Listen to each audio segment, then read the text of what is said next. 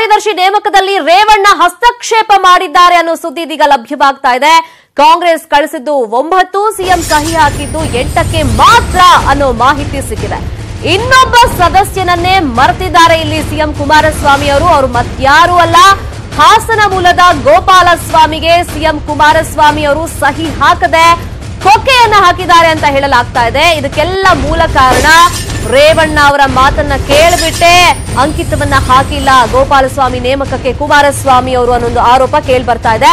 ತನ್ನ ಹಿಡಿತಕ್ಕೆ ಎಲ್ಲಿ ಕುತ್ತು ಬರುತ್ತೆ ಅಂತ ರೇವಣ್ಣ ಅವರು ಗೋಪಾಲಸ್ವಾಮಿ ನೇಮಕಕ್ಕೆ ಅಂಕಿತವನ್ನ ಹಾಕಿಸಿಲ್ಲ, ಕುಮಾರಸ್ವಾಮಿ ಅವರ ಹತ್ರ ಹೇಳಿದ್ದಾರೆ ಈ ಬಗ್ಗೆ ಅನ್ನೋ ಒಂದು ಮಾತು ಕೇಳಿ ಬರ್ತಾ ಇದೆ. ಈ ಬಗ್ಗೆ ಮಾತಾಡೋದಕ್ಕೆ ಖುದ್ದು ಎಂಎಸ್ಸಿ ಗೋಪಾಲಸ್ವಾಮಿ ಅವರು ನಮ್ಮ ಜೊತೆ ಫೋನ್ ಸಂಪರ್ಕದಲ್ಲಿ ಜಾಯ್ನ್ ಆಗಿದ್ದಾರೆ. ಗೋಪಾಲಸ್ವಾಮಿ ಅವರೇ, ರೇವಣ್ಣ ಅವ್ರ ಮಾತು ಕೇಳಿ ಕುಮಾರಸ್ವಾಮಿ ಅವರು ನಿಮ್ ನೇಮಕಕ್ಕೆ ಅಂಕಿತ ಹಾಕಿಲ್ಲ ಅಂತ ಒಂದು ಆರೋಪ ಇದೆ. ಸೊ ನಿಮ್ಗೆ ಏನ್ ಅನ್ಸುತ್ತೆ ಇದ್ರ ಬಗ್ಗೆ?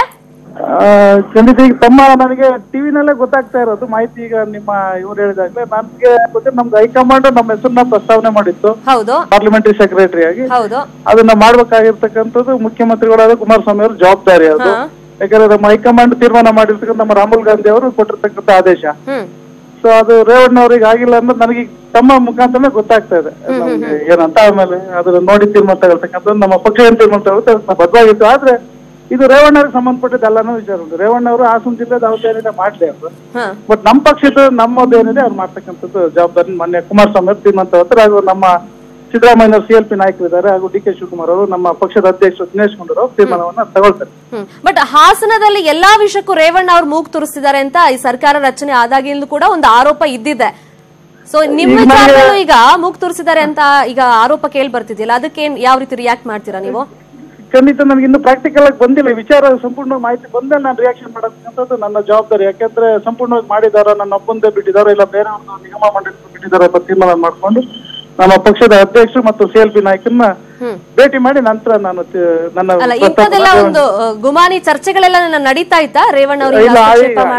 ಹಾಸನ ಜಿಲ್ಲೆನಲ್ಲಿ ಇದೆಲ್ಲ ನಡೀತಲ್ಲ ಇತ್ತು. ಗೋಪಾಲಸ್ವಾಮಿ ಅವ್ರದ್ದು ಆಗ್ಬಾರ್ದು, ಅವರೆಲ್ಲ ಯುವಕರಿದ್ದಾರೆ, ಎಂಎಲ್ಸಿ ಇದೇ ರೀತಿ ಪಕ್ಷ ಸಂಘಟನೆ ಮಾಡ್ತಾರೆ, ಅದು ಇದ್ದು ಸಹಜ.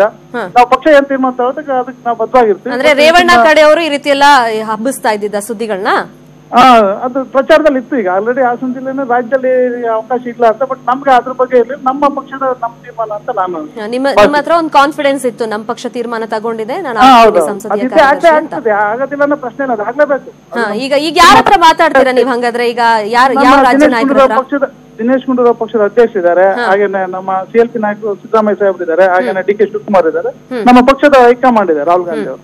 ಅಲ್ಲಿ ನಾನು ಹೋಗಿ ಭೇಟಿ ಮಾಡ್ತೀನಿ. ನಮ್ಮ ಹಾಸನ ಜಿಲ್ಲೆ ನಮ್ಮ ಉಪಮುಖ್ಯಮಂತ್ರಿಗಳು ಪರಮೇಶ್ವರ್ ಅವರು ಇದ್ದಾರೆ.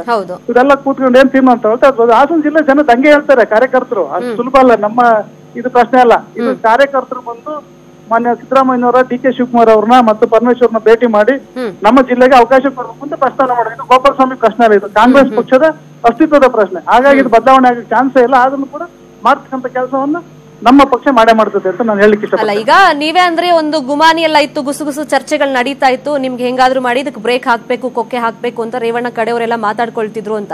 ಸೊ ಒಂದು plan A, plan B, plan C ಅಂತೆಲ್ಲ ರೆಡಿ ಇರುತ್ತಲ್ಲ, ಅದ್ರ ಬಗ್ಗೆ ಯಾವಾಗಲೇ ಯೋಚನೆ ಮಾಡಿದ್ರ ನೀವು? ಏನ್ ಮಾಡಬಹುದು? ಖಂಡಿತ ಮೇಡಮ್, ನಮ್ಗೆ ಏನಾಗ್ತದೆ, ನಮ್ಗೆ ಅದು ಈಗ ಒಂದು ವಿಚಾರ ಬಂದಾಗ ಎರಡು ತರನು ವಿಮರ್ಶೆ ಮತ್ತು ಪರಮ ವಿಮರ್ಶೆ ನಡೀತೆ. ಆ ರೀತಿ ಚರ್ಚೆಗಳು ಇದ್ದಿದ್ದೇ ಸಹಜ. ಇದನ್ನ ನಮ್ಮ ಪಕ್ಷ ತೀರ್ಮಾನ ತಗೊಂಡು ಹಾಸನ ಜಿಲ್ಲಾ ಕಾರ್ಯಕರ್ತರು ಅಂತೂ ಇರೋದಿಲ್ಲ, ಅಷ್ಟಂತೂ ನಮ್ಮ ಪಕ್ಷದ ಜವಾಬ್ದಾರಿ ವಹಿಸ್ತಾರೆ.